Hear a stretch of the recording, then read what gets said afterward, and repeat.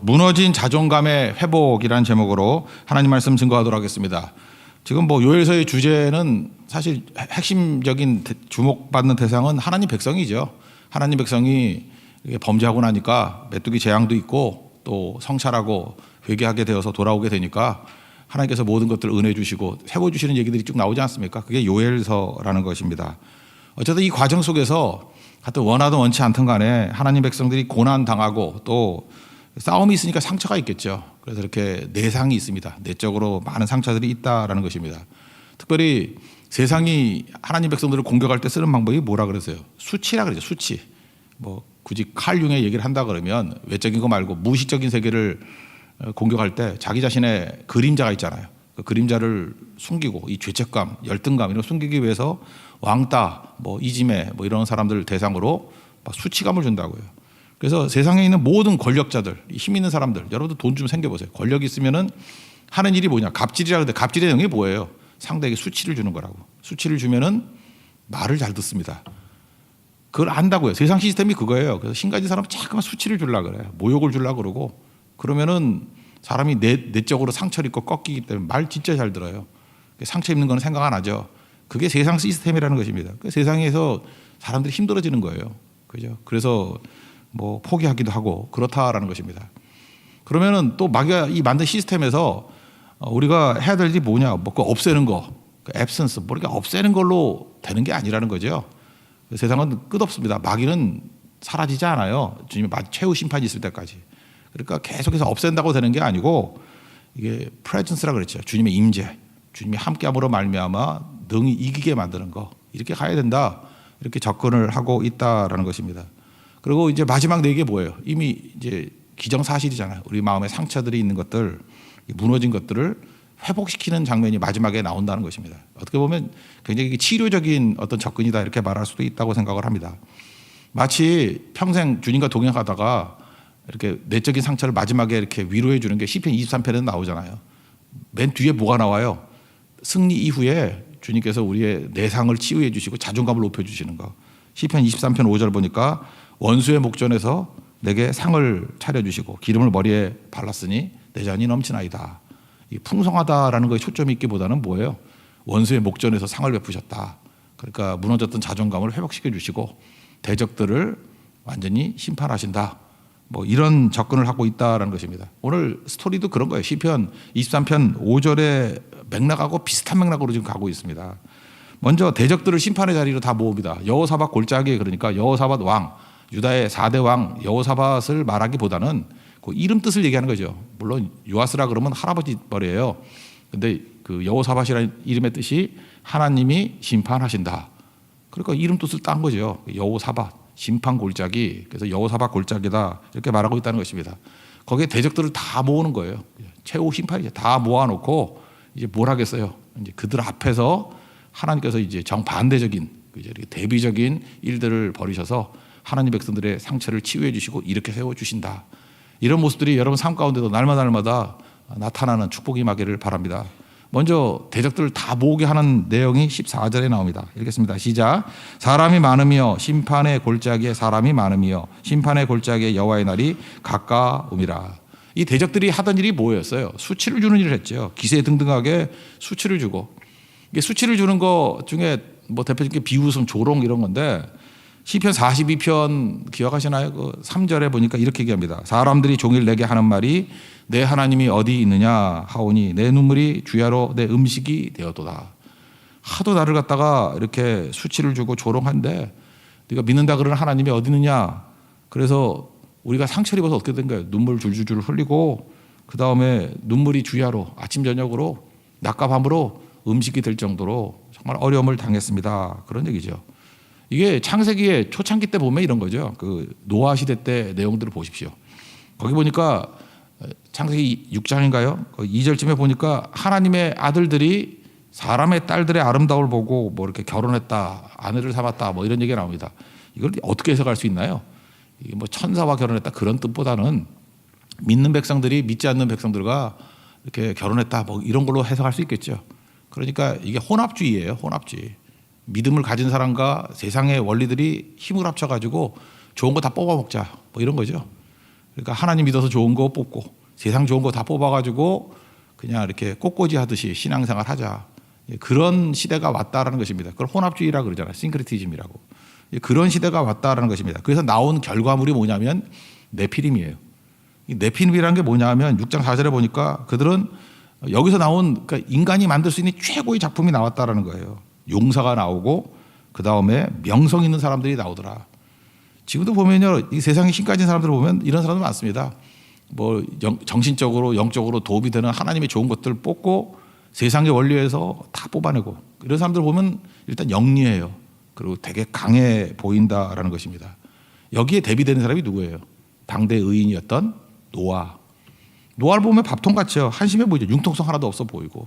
그거 하는 일이 뭐예요? 하나님 말씀 쳐다보고 그러니까 세상이 뒤떨어지는 거예요. 그러니까 막 조롱하잖아요. 노아가 조롱받는다는 얘기 나오잖아요. 딴 성경에 보면은 그죠. 조롱받고 비웃고 120년 동안 뭐 하는 거야? 왜 배를 산꼭대기에 지어? 저 바보 아니야? 이렇게 날씨는 맑고 비가 온 적도 없는데 이렇게 비웃고 조롱한다라는 것입니다. 그럼에도 불구하고 창세기 6장 그 뒤쪽에 22절에 보니까 노아에 대해서 이렇게 얘기합니다. 자기에게 명하신 대로 다 준행했다. 그러니까 믿음 흔들리지 않았다라는 거죠. 이게 세상과 크리스찬들이 살아가는 방식의 차이라는 것입니다.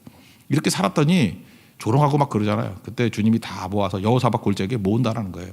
이제부터 대적들 앞에서 노아 같은 사람, 대적들 앞에서 크리스찬, 상처 입은 크리스찬들에게 하나님께서 하시는 일이 뭐냐는 거예요. 이제 우리에게 믿음 지킨 하나님의 백성들에게 하시는 일이 뭐냐? 이제 세 가지로 정리할 수 있습니다. 첫째는 안전과 보호를 주신다는 거예요. 대비, 보호해 주신다는 거예요. 그러니까 심판이 있을 때 하나님 백성들 특별히 보호해 주시고 안전하게 만들어 주신다는 거예요. 이 대비 효과죠. 저는 혼자서 이렇게 상상할 때가 있어요. 제가 뭐 이렇게 질문을 받은 적이 있거든요. 뭐 이런 건데 평생에 제일 그 기뻤을 때가 언제냐 뭐 이런 거였어요.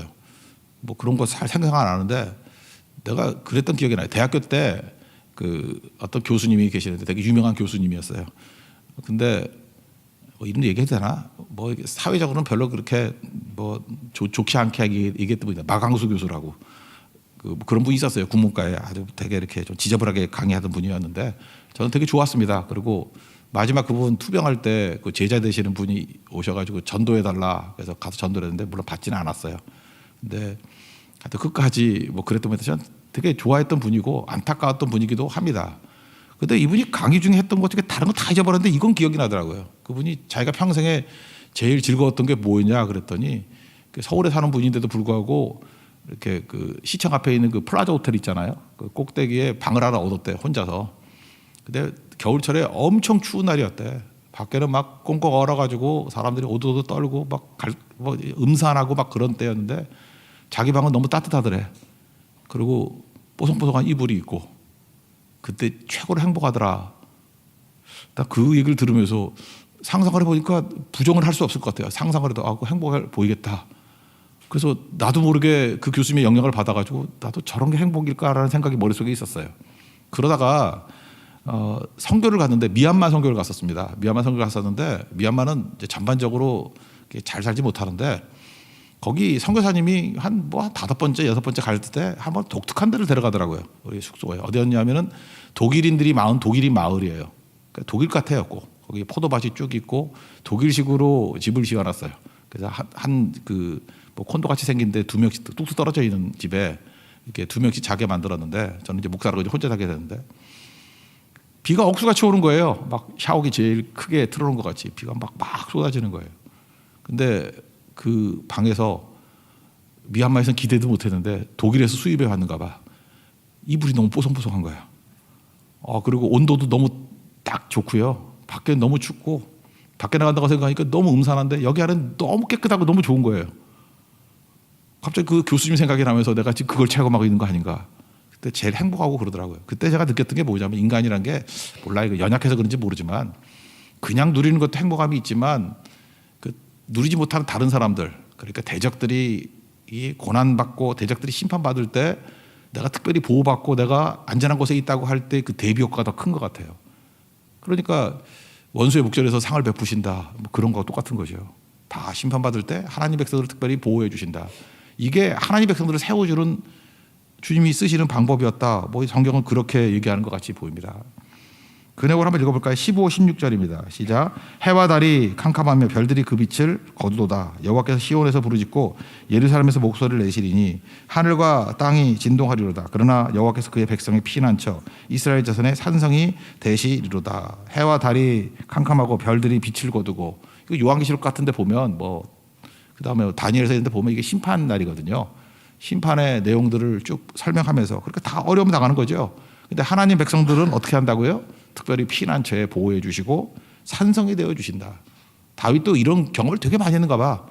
그죠? 이렇게 다 심판받고 어려운 상황이었는데 주는 나의 산성이시고 나의 요새시고 나의 구원이시고, 그 대비 효과거든요.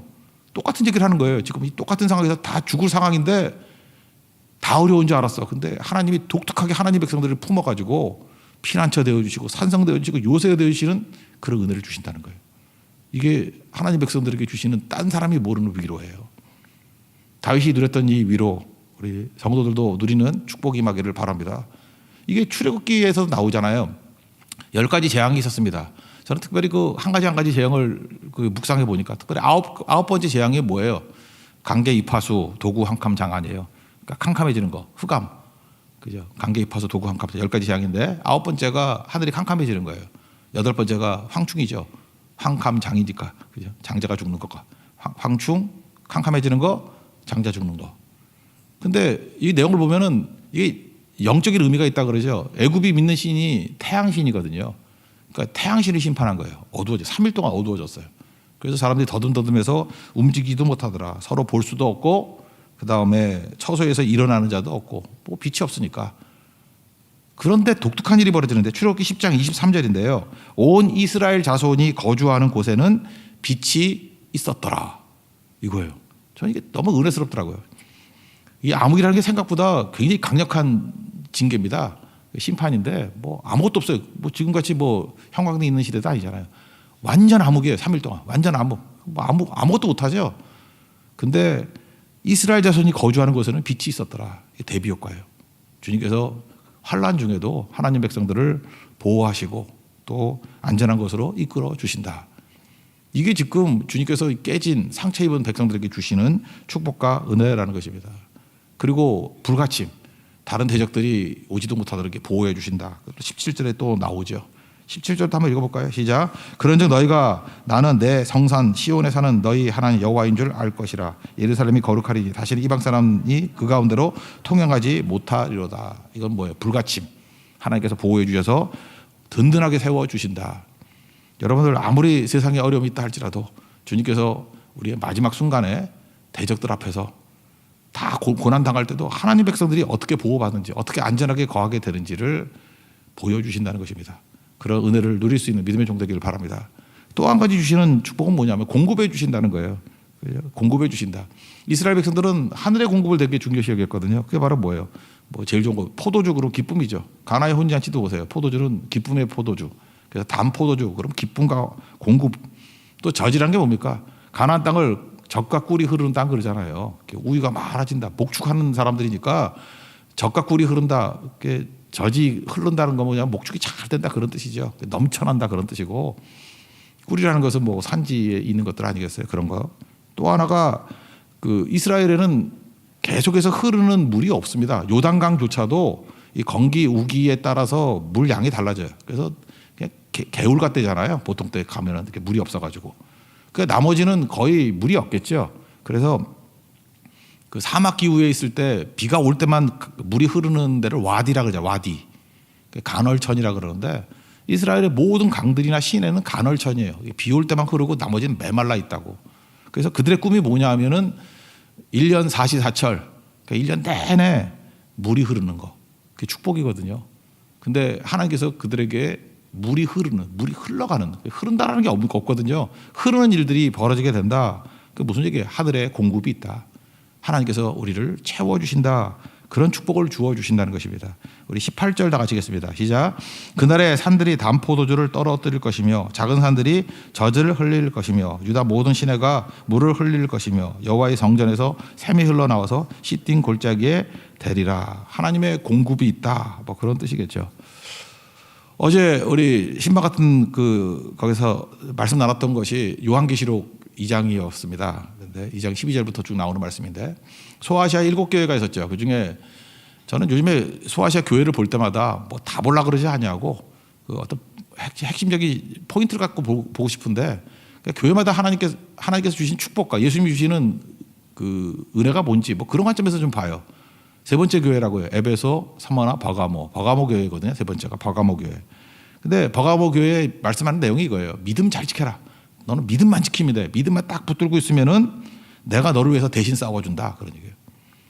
거기서 예수님이 스스로를 묘사하는 얘기가 나오는데 그게 사실 핵심이에요. 각 교회마다 예수님이 스스로 묘사하는 게 달라요.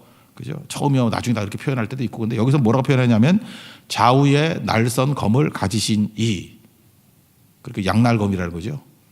그러니까 예수님이 어떤 분이에요? 칼이라는 게 싸운다는 거 아니에요. 내가 양날검을 가지고 싸워주겠다. 대신 싸워주겠다. 어떻게 하면? 믿음만 지키면. 믿음만 잘 지키면은 싸움은 내가 하는 거야. 그 다윗도 그랬잖아요. 하나님에 대한 믿음 지키니까 그 싸움이 하나님의 싸움이 되잖아요. 그래서 골리앗과 싸워서 이기잖아요. 그죠? 하나님의 이름으로. 그러니까 우리도 마찬가지입니다. 믿음만 지키면 싸움은 하나님께서 대신 싸워 주신다 그런 얘기예요. 그래서 승리를 했습니다. 근데 거기서 끝나는 게 아니라 그 다음에 두 가지 약속을 하는데 그게 17절이에요. 그 버가모 교회에 대한 마지막 설명인데 이기는 그에게는 두 가지 약속이 있는데 첫째는 만나 준다는 거예요. 근데 어떤 만나냐? 감추었던 만나를 주고 또 하나는 흰돌 준다는 거예요. 흰돌인데 어떤 흰돌이냐? 그 위에 새 이름을 새긴 흰돌을 준다. 그러니까 버가모 교회 두 가지 약속인데 만나 준다, 흰돌 준다. 그게 무슨 뜻일까요? 그 만나는 뭐예요? 어디서 먹었죠? 광야에서 먹었잖아요. 광야는 먹을 게 없는 곳이잖아요. 그럼 굶어 죽어야 되는 것인데 굶어 죽어야 될 것에 하나님께서 하늘로부터 먹을 것을 내려줬잖아요. 그게 만나 아니에요. 하늘의 공급. 우리가 그렇습니다. 광야 같은 세상에서 공급이 전혀 없어요. 근데 만나는 뭐예요? 하나님께서 하늘로부터 주시는 공급이 있다라는 거예요. 그게 만나라고. 이게 뭐예요? 공급이 얼마나 감사합니까? 근데 우리는 예측하잖아요. 뭐 뻔할 거다. 근데 뭐라고 설명해요? 감추었던 만나. 사람마다 케이스 바이 케이스예요. 이렇게 A라는 사람에게 주시는 만나의 형태가 다르고 B라는 사람에게 주신 형태가 다르고. 그러니까 그때 나오는 게 뭐죠? 감추었던. 시크릿이에요. 시크릿. 비밀스러운. 그래서 간증이 나오잖아요. 찬송가에 나오죠. This is my story. 이것이 나의 간증이요. 이것이 나의 이야기라고. 그래서 우리 성도들이 하나님께서 어떻게 공급해 주셨나 감추었던 만나 이야기를 들어보면 착한 건 나와요. 전부 다. 그 간증이 있죠. 표현하십시오. 그게 감사해요. 하나님께서 각자에게 광야에서 감추었던 만나를 주신다는 거예요. 여러분 믿습니까? 오늘도 감추었던 만나를 주실 거예요. 하나님 믿고 의지하는 백성들에게 이렇게 위로해 주신다는 거예요. 하나님 오늘도 감추었던 만나로 풍성히 채워 주옵소서. 또 하나 흰돌인데 흰돌은 로마 시대 때 전쟁하고 돌아올 때 주는 거였대. 흰돌. 흰돌을 이렇게 하나 줬대요. 근데 거기다 이름을 새겼답니다. 그러니까 자기 이름이죠. 새 이름. 그러니까 별명인지 하나님께서 주어주신 이름을 새겼다는 거예요. 이 흰돌은 승리자라는 표시예요. 승리의 표식이에요. 근데 이게 언제 필요하냐? 계산하고 난 다음에 며칠 지나고 난 다음에 이제 잔치를 벌인다는 거예요. 잔치를. 축제를 벌인다는 거예요. 그때 흰돌이 들어가는 증표래요. 승자의 증표. 그러니까 천국 잔치에 들어가서 증표 그런 거겠죠. 그걸 가지고 가서 승리한다는 거죠. 거기다 새 이름을 지어준다는 거예요. 뭐 이름 바뀐 얘기 쭉 할 수 있겠지만 대표적인 거 한 사람만 얘기한다는 아브람과 아브라함이죠. 아브람 이름 뜻이 뭐예요? 큰 아버지. 아버지인데 큰 아버지예요. 위대한 아버지. 그래봐야 뭐 한 가정의 아버지지. 근데 하나님께서 이름을 싹 바꿔주시죠. 아브라함. 이건 뭐죠? 아버지는 아버지인데 of all nations. 모든 나라의 아버지예요. 열국의 아버지. 다르죠 차원이. 똑같은 아버지는 똑같은데 큰 아버지, 한 가정의 큰 아버지에서 위대하신 great father에서 이제는 모든 열국 all nations의 아버지가 되게 만들어 주시더라. 이름 바꿔주는 거예요. 그렇게 이름 바꿔주신다는 거예요. 승리죠. 버가목에 주셨던 그 공급이 우리에게도 임하기를 원합니다. 뭘 공급해 줬어요? 만나라는 공급, 흰돌이라는 승리를 주셨다. 우리도 삶 속에서 여러분들도 하나님이 공급해 주시는 만나를 체험하고 또 하나님이 주시는 승리인 흰돌을 들고 다닐 수 있는 우리 하나님의 거룩한 백성 되기를 바랍니다. 그게 또 하나님 백성들을 세워주는 방법이었다. 그렇게 말하고 있다라는 것입니다. 그러니까 첫 번째 뭐였어요? 안전과 보호해 주시고 두 번째는 공급과 승리를 주신다. 공급해 주신다. 그게 하나님께서 하나님 백성을 세워주신 것입니다. 그리고 마지막 세 번째는 자존감을 세워주는 것 같아요. 자존감을. 그 시편 23편 5절에 나오는 거와 마찬가지로 그 대적들이 애굽 또는 에돔 이런 거였거든요. 거기 다 무너뜨리고 하나님의 백성들이 유다와 예루살렘은 영원히 있겠다. 그죠? 영원히 거룩한 성 영원히 있겠다. 그러니까 대비해 가지고 자존감을 다 세워 주신다 이렇게 얘기를 하고 있습니다. 19절 20절 읽겠습니다. 시작. 그러나 애굽은 황무지가 되겠고 에돔은 황무한 들이 되리니 이는 그들이 유다 자손에게 포악을 행하여 무죄한 피를 그 땅에서 흘렸음이니라. 유다는 영원히 있겠고 예루살렘은 대대로 있으리라. 이거는 신약으로 놓고 본다 그러면 그 예수님 당시에 이렇게 무시당한 대상 그러면 물론 죄인들이죠. 세리, 죄인, 창기. 그건 아주 극단이니까 그거 빼놓고 그 다음에 뭐 별로 죄도 짓지 않았는데 보통 사람인데도 불구하고 차별받는 게 여자와 아이들이죠. 여자들은 얘기를 많이 했으니까 오늘은 또 어린이날도 뭐 있고 하니까 아이를 놓고 한번 봅시다. 그러니까 예수님 당시에는요, 이 팔레스타인에서는 아이들을 무시했습니다. 숫자로 치지도 않고 애들은 가라. 예수님이 인기가 좋아졌습니다. 사람들이 많이 모여들고 인기 없을 때도 아니에요. 막 사람들이 모여드니까 애들도 올 거 아니에요. 그때 이스라엘 사람들의 생각은 뭐예요? 아이들은 인간 취급도 안 하거든. 여자 아이들은 이건 인간도 아니에요. 숫자도 세지도 않아. 애들은 가라 그랬죠. 제자들의 태도는 일반 사람과 똑같았습니다. 애들은 가라. 근데 예수님의 태도는 아니죠. 그 무시당하는 아이들을 무시당하는 게 나라고 생각해 보세요. 세상에서 조롱당하고 비웃음당하고 그죠? 그래도 나를 갖다가 대우하는 게 다르죠. 예수님이 뭐 여러 가지 나오는데 마태복음 19장 14절에 이렇게 말씀하십니다. 어린 아이들을 용납하고, 저는 이 단어가 되게 중요하다고 용납해라. 내게 오는 것을 금하지 말라. 천국이 이런 사람의 것이니라. 그러니까 우리가 상처 있고 깨지고 자존감이 하나도 없을 때, 야, 애들은 가라. 그 아이들이 나예요. 너는 가라. 너는 참여할 자격이 없어. 그럴 때 예수님이 불러다가 무슨 소리야. 그를 용납하고 이리 오게 하라. 그럼 어디로 데리고 옵니까? 한 가운데로. 이게 지금 우리는 아무것도 아니고 우리는 좀 애들을 좀 사랑하잖아요. 귀하게 여기고. 근데 이게 예수님 당시에는 아이들이 중앙에 온다라는 건 상상을 못하는 거거든요. 천국이 이런 자들의 것이다. 아이가 중앙에 왔을 때 이미 천국이 임한 거예요. 애들은 천국을 경험한 거라고. 한 번도 중앙에 사본 적이 없거든. 중앙에는 잘 나가는 바리새인들, 사두개인들 이런 사람 사는 자리인데 예수님이 아이를 데려다가 중앙에 두시고 안수하신 거예요. 이게 엄청난 거죠. 우리가 그래요. 변방에 있는 우리들을 데려다가 가운데에 두신다라는 거예요. 그리고 뭐 다 살아나죠. 이게 천국입니다. 제가 얘기했죠. 그 어젠가 그저께인가 그 몸의 중심이 어디냐고. 아픈 곳, 그죠? 약한 곳. 그리고 차라리 뭐 손가락 다치면 손가락 중심으로 움직이잖아요. 집에서도 그러지 않습니까? 아빠 중심으로 움직이나? 아니죠. 우리 가족 가운데 혹시 이렇게 아프거나 그런 사람 중심으로 움직이지 않아요. 그 은혜와 사랑이 있는 곳에서는 아픈 곳이 중심이에요. 예수님이 그러잖아요. 제일 아픈 곳, 제일 약한 애, 아이를 중심에 두고 가는 거. 그 우리가 약하잖아요. 근데 우리가 변방인데 다 무시하는데 나를 귀히 여기고 나를 중앙에 두시는 분이 바로 예수님이다. 그런 거예요. 용납되면 살아납니다. 우리 많은 사람들이 지금 상처 입은 이유가 뭐냐면 혹시 나 미워하는 거 아니야? 혹시 나 밀려나는 거 아니야? 혹시 나 이렇게 용납되지 않고 거절되는 거 아니야? 이런 것 때문에 힘들어하는 거라고요. 우리 아이들 그 성장기 그런 거 뭐 옛날에 학교 때 다 배웠는데 기억하시나요? 그런 거.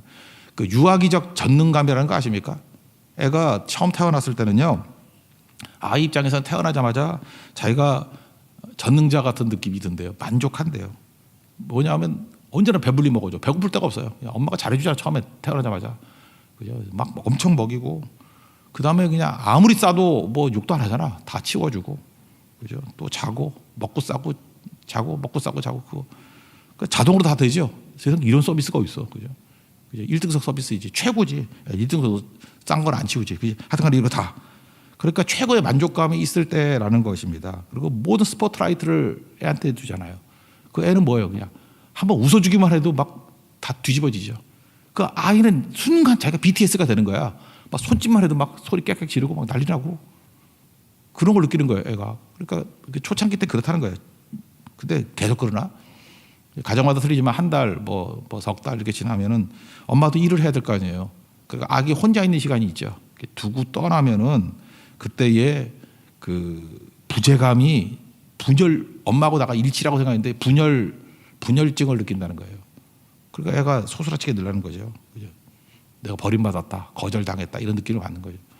그래서 엄마 찾는데 울어도 금방 오나요, 엄마가? 듣고도 안 가는 경우도 있고 또 못 들은 경우도 있고. 그래서 그 어렸을 때 그때 뭐 하죠? 손가락 빨잖아요. 손가락 빨 때 다섯 손가락 중에 어딜 빨아요? 주로 엄지 손가락을 빠는데, 엄지 손가락을 빠는 이유가 뭐냐면 그 엄지 손가락이 엄마 유두하고 제일 느낌이 비슷하대요. 그래서 다 엄지 손가락 빠는 애들이 다 그거예요. 부재감이에요. 채워지지 않는 거. 그러다가 이제 불안하다가 엄마가 오죠. 엄마가 와서 이제 배고프고 막 그러니까 이제 젖을 물려주지 않습니까? 그때 우리 집에도 우리 큰애가 그랬던 경험이 나. 꽉 물더라고. 그래서 그 우리 사모가 그때 막 꽉 소리 지르는 거 기억나요. 첫 번째니까 기억나더라고. 막 울더라고. 막 그러고 봤더니 피가 났어. 이빨이 강력 이빨이야. 모든 무슨 들깨 이빨인가? 그래서 막 놀라가지고 저는 갑자기 화가 나더라고. 그래서 이게 한 대 팰라고 딱 그랬는데 엄마니까 용서해주고 이렇게 달래주더라고요. 그러면서 이제 선량한 애로 돌아오게 되었습니다. 이게 뭐냐면요. 저는 그 경험이 우리 집만 있는지 알았더니 모든 집에 다 있더라고. 애가 지금 폭력이 된다는 거 뭐예요? 왜 그러니까 말은 못하니까 어디 갔어? 왜 나 버리고 가는 거야? 그따위 살래? 이런 거예요. 그따위 살래? 그래서 폭력을 저질렀는데 그러면 혼내야 될 거 아니에요. 근데 엄마는 용납해 주잖아요. 거기서 다시 안정감을 느끼는 과정, 이게 필요하다는 거예요. 우리도 아이 같습니다. 하나님 말씀대로 순종하면 얼마나 좋아요. 근데 하나님 앞에서 내 딴에는 불만이 있는 거예요. 그래서 꽉 깨물어 버리는. 그리고 세상은 어떻습니까? 그냥 혼내고 난리치고 하는데 용납돼요. 그래도 용납되는 거. 자기도 잘못인 거 알거든. 잘못된 것을 용납해 주게 될 때 회복되는 거예요. 그래서 아이들이 거기서부터 안정감을 누리고 잘 간다는 거죠.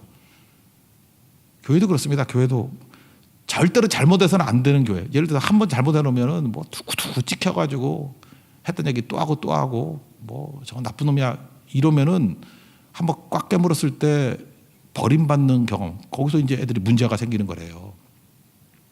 근데 잘못인지 알죠. 근데 용납될 때 안정감을 취하고 건강하게 성장하게 된다는 것입니다. 하나님께서도 우리를 다루실 때 이렇게 다루신다는 거예요. 우리 지금 분명히 잘못해서 불순종해서 메뚜기 재앙도 있고 뭐 다 어려움이 있었잖아요. 그렇지만 주님께서 그거 다시 묻지 아니하시고 용납해 주시는 거죠. 저는 용서보다 더 큰 개념이 용납이라고 생각합니다. 용서했어. 그렇지만 너 꼴 보기 싫어. 그거 아니죠. 용납됐다라는 거. 그리고 회복시켜 주는 거죠. 제가 밴쿠버 집회 갔을 때인데 그때 그 기억나는 게 하나가 있어요. 그 예배에 가는데 주일에 예배를 드렸습니다. 뭐 그렇게 큰 교회는 아니었던데 그게 뭐 서양 교회는 그렇게 하는가 봐요. 예배를 가는데 복잡한 거야. 뭐 잠깐 예배를 드리는데 갑자기 애들이 나오더라고. 그게 뭐라 칠드런스 타임이라 그러더라고. 애들이 막 와요. 강대에서 뭐 와라 그러고 있고. 그리고 목사님이 내려가더라고요. 그래서 저기 앞쪽에 서가지고 애들한테 뭐 영어로 설교를 하더라고요. 이렇게 설교를 해서 애들이 뭐 듣고 뭐 좋아하고. 그런 다음에 정교인들이 이렇게 축복해 주니까 그 선생님들이 데리고 이제 나가는 거예요. 그러니까 그게 뭐냐 그랬더니 예배 전체를 드릴 때 온 가족이 같이 예배 드리는 거예요. 예배는 분리되는 게 아니고. 그리고 목사님이 해야 될 설교 내용을 요약해가지고 아이들 용어로 설교를 해요.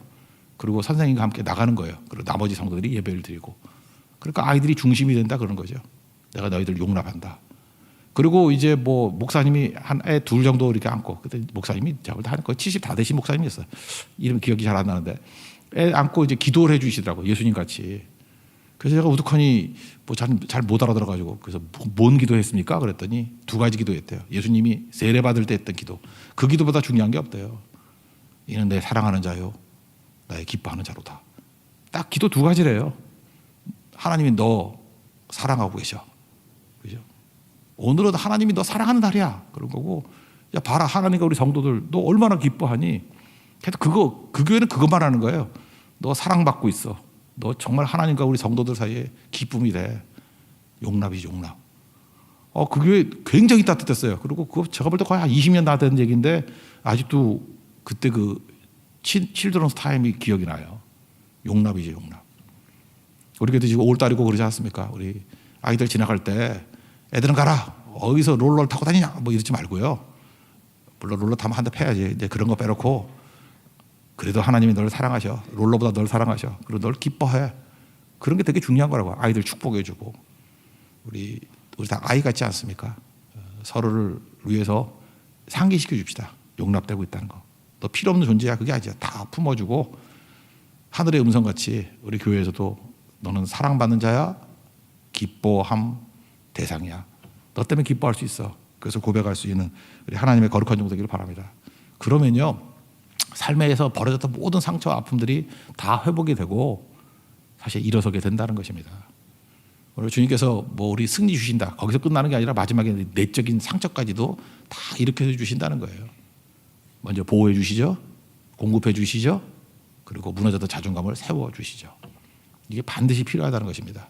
우리 자신도 주님께서 보호하심 때문에 굳건하게 서고 주님의 공급으로 말미암아 풍성해지고 또 주님의 무너졌던 자존감을 세워주는 것을 통해서 우리 넉넉한 마음, 여백이 생겨서 우리 다른 사람까지도 품을 수 있는 모든 족속이 너로 말미암아 복을 받으리라. 흐름이 있는, 은혜의 흐름이 있는 우리 하나님의 거룩한 종 되기를 축원합니다. 자리에서 나가겠습니다.